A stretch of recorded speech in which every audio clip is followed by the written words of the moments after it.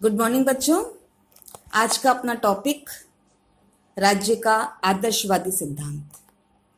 इससे पहले अपन ने राज्य के उदारवादी सिद्धांत को पढ़ा और आज अपन पढ़ेंगे आदर्शवाद। यह आदर्शवाद राज्य के आदर्श स्वरूप को प्रस्तुत करता है, इसलिए इसे आदर्शवाद का नाम दिया गया है। हॉबहाउस इसे दार्शनिक सिद्धांत भी कहते हैं। गैटिल, जो एक प्रमुख विचारक है, इस आदर्शवाद को नैतिक सिद्धांत के नाम से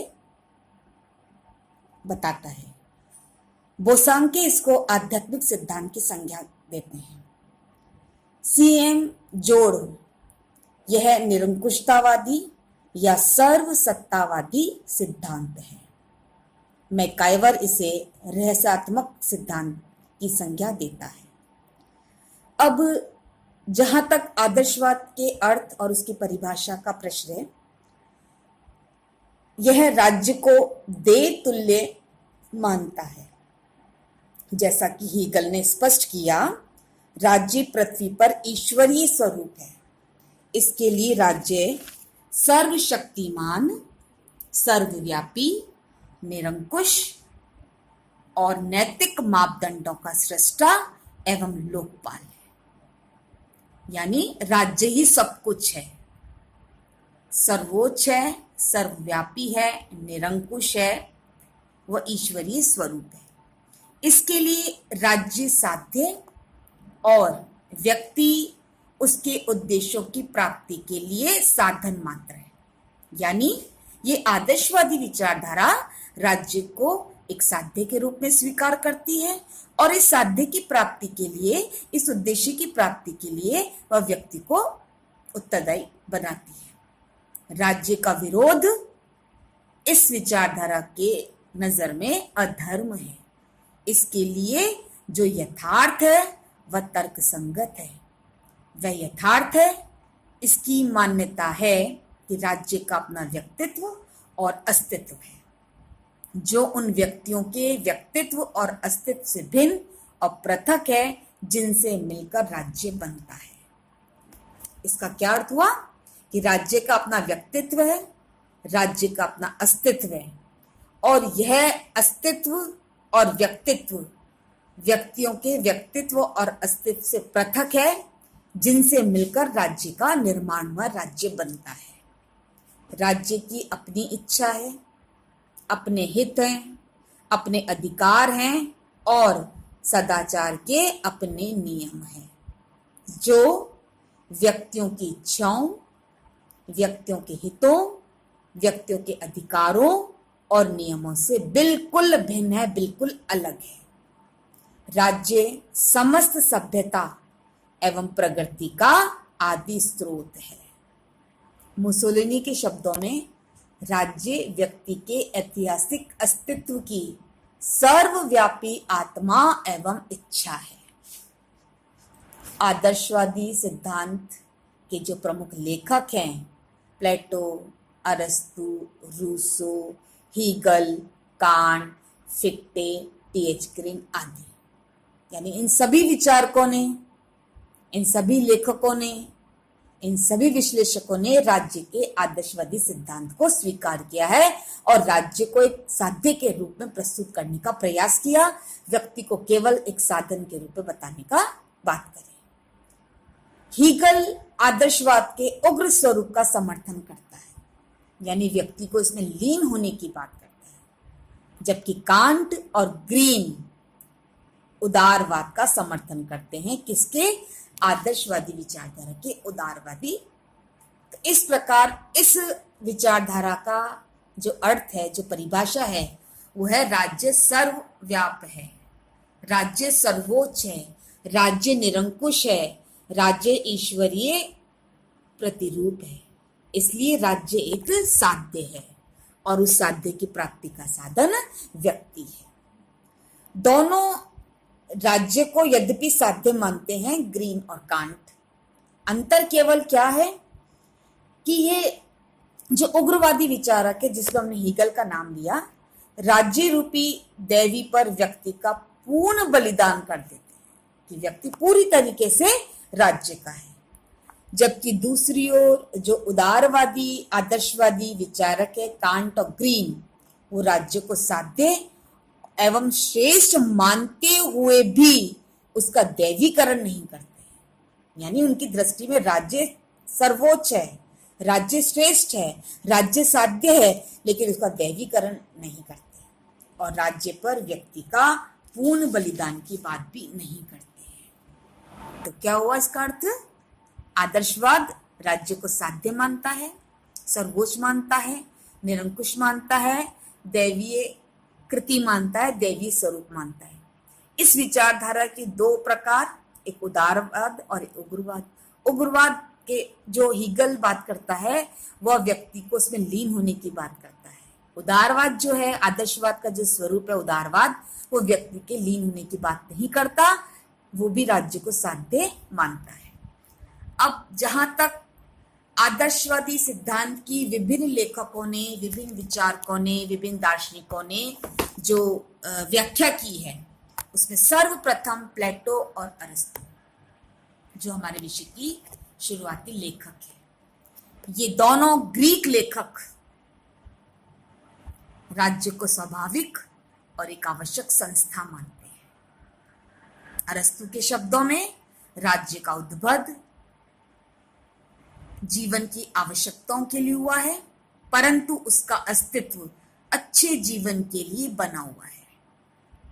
राज्य का उद्भव क्यों हुआ है? जीवन की आवश्यकताओं के लिए, परंतु उसका अस्तित्व अच्छे जीवन के लिए विद्यमान है। दोनों के लिए राज्य अपने सर्वोच्च रूप में एक नैतिक संस्था है।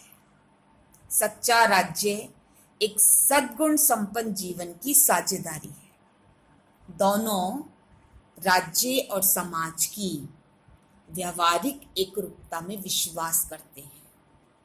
सामुदायिक प्रवृत्ति मनुष्य का स्वाभाविक गुण है, यानी संघ में रहना, समुदाय में रहना, जिसका सर्वोत्कृष्ट स्वरूप राज्य है। प्लेटो के अनुसार राज्य की उत्पत्ति मानव आत्मा से होती है और वह राज्य को व्यक्ति के विस्तृत स्वरूप की अभिव्यक्ति मानता है। यानी प्लेटो क्या कहता है कि पहले व्यक्ति, फिर परिवार, फिर समाज और राज्य। तो व्यक्ति का जो व्यापक रूप है, जो विस्तृत रूप है, वो कहाँ दिखाई दे रहा है? राज्य में दिखाई दे रहा है। प्लेटो के अनुसार राज्य व्यक्तियों के चरित्र से निर्मित होते हैं और जो उनमें निवास करते हैं। दोनों राज्य को एक स्वाभाविक और एक अनिवार्य संस्था पर जोड़ देते हैं कि राज्य क्या है? एक स्वाभाविक संस्था है, एक अनिवार्य संस्था है और एक आवश्यक संस्था है। प्लेटो और अरस्तु के बाद रूसो ने इस आदर्शवादी जो विचारधारा है उसकी व्याख्या करने का प्रयास किया। आधुनिक युग में रूसो की जो सामान्य इच्छा में आदर्शवाद के दर्शन की झलक मिलती है। रूसो ने अपने ग्रंथ सोशल कॉन्ट्रैक्ट में जनरल विल की बात करी, सामान्य इच्छा की बात करी, उसका दर्शन हमें मिलता है। रूसो के लिए राज्य अपनी प्रकृति में एक जीवित प्राणी की तरह है। उसका अपना व्यक्तित्व है, अपनी इच्छा है और यही इच्छा सामान्य इच्छा है जो समाज के सभी सदस्यों की उच्च आदर्श और नैतिक एवं श्रेष्ठ इच्छाओं का निचोड़ है। अर्थात रूसो सामान्य इच्छा किसको कहता है? सारी इच्छाओं का, कौन सी इच्छाओं का? आदर्श इच्छाओं का योग सामान्य इच्छा है। तो इस दृष्टि में वह इच्छा जिससे समाज का हित पूरा हो रहा है वो उच्च है, आदर्श है, नैतिक है और श्रेष्ठ है। इन सब चीजों को मिलाकर जो निचोड़ आता है, जो सार आता है, वो रूसो की दृष्टि में सामान्य इच्छा है। हीगल के अनुसार जो उग्र आदर्शवाद का प्रणेता है उसके लिए राज्य सर्वशक्तिमान, सर्वव्यापी, त्रिकालदर्शी, निरंकुश और नैतिक मापदंडों का सृष्टा एवं लोकपाल है। उसके लिए राज्य नैतिक भावना की यथार्थता है और राज्य एक पूर्ण विवेक है और वह स्वयं एक निरपेक्ष स्थिर साध्य है। हीगल राज्य को पृथ्वी पर ईश्वरीय स्वरूप मानता है, जैसा कि अपन पहले देख चुके हैं। वह दैवी भावना है, वह संसार की वास्तविक आकृति एवं संगठन के रूप में अभिव्यक्त होती हुई दैवी इच्छा है। इस तरह उसके आदेशों की पालना मानो ईश्वर के आदेशों की पालना करना है। राज्य के आदेशों की पालना को कोई ठुकरा नहीं सकता, उनके आदेशों की पालना माननी ही है। जैसा कि ट्रिस्टे ने लिखा है, व्यक्तियों का एक ही कर्तव्य है, राज्य के समक्ष नतमस्तक होकर उसकी पूजा करना। हीगल के लिए राज्य सावयवी प्राण है जिसका अपना व्यक्तित्व एवं अस्तित्व है।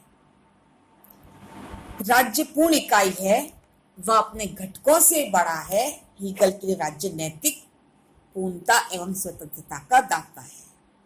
राज्य के अंदर व्यक्ति स्वतंत्रता प्राप्त कर सकता है, उसकी इच्छा शाश्वत है, वह सर्वव्यापी है। जहां तक टी.एच. ग्रीन का प्रश्न है, वो उदारवादी आदर्शवादी विचारक है और वह व्यक्ति के व्यक्तित्व का लोप होने की बात नहीं करता। उसके लिए राज्य न तो पूर्ण है, न सर्वशक्तिमान है और न ही स्वेच्छाचारी है।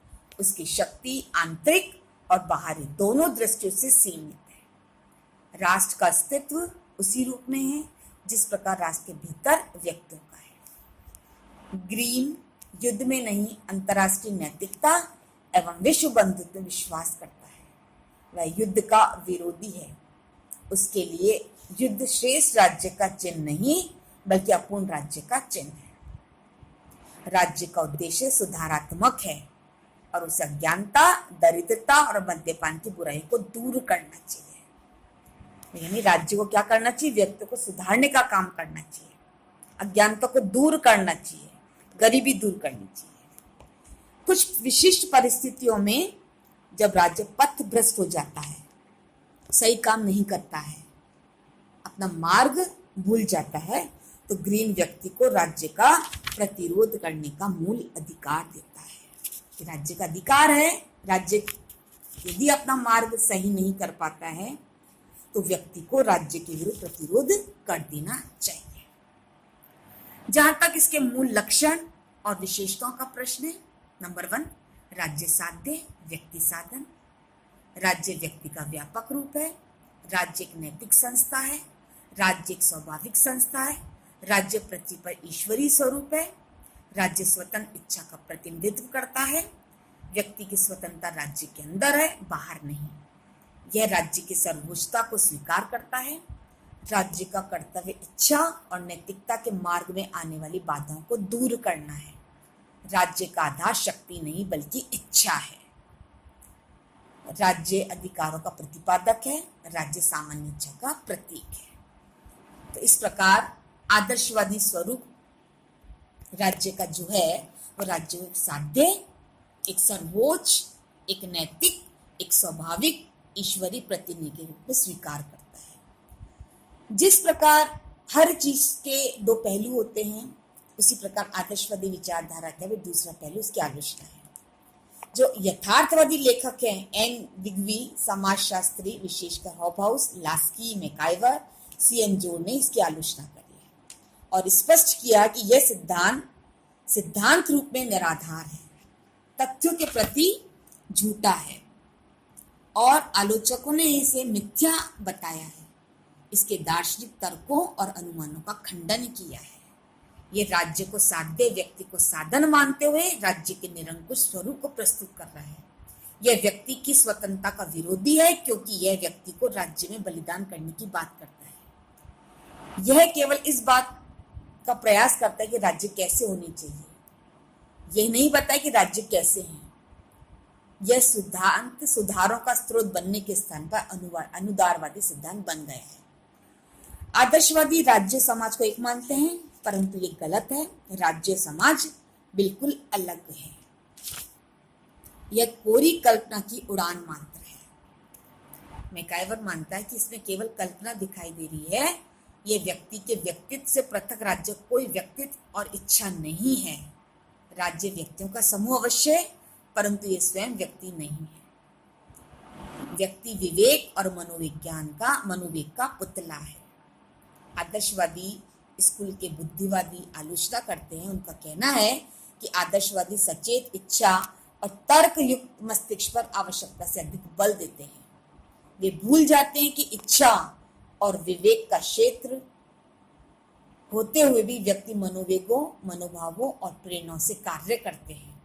व्यक्ति दूसरों का अनुकरण करता है और अपनी भावनाओं एवं आदतों को दूसरों से सीखता है।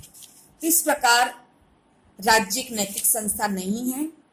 राज्य को सर्वोच्च और सर्व सत्ताधारी मानना भी उचित नहीं है। ये साम्राज्यवाद को प्रोत्साहन देती है, अंतर्राष्ट्रीय सहयोग और विश्व शांति के विरुद्ध है। लेकिन फिर भी इन उपरित आलोचनाओं के उपरांत यह राज्य के आदर्श स्वरूप को प्रस्तुत करता है और राज्य को उसके अनुरूप और पूर्णता प्राप्त करने के लिए प्रेरणा देता है।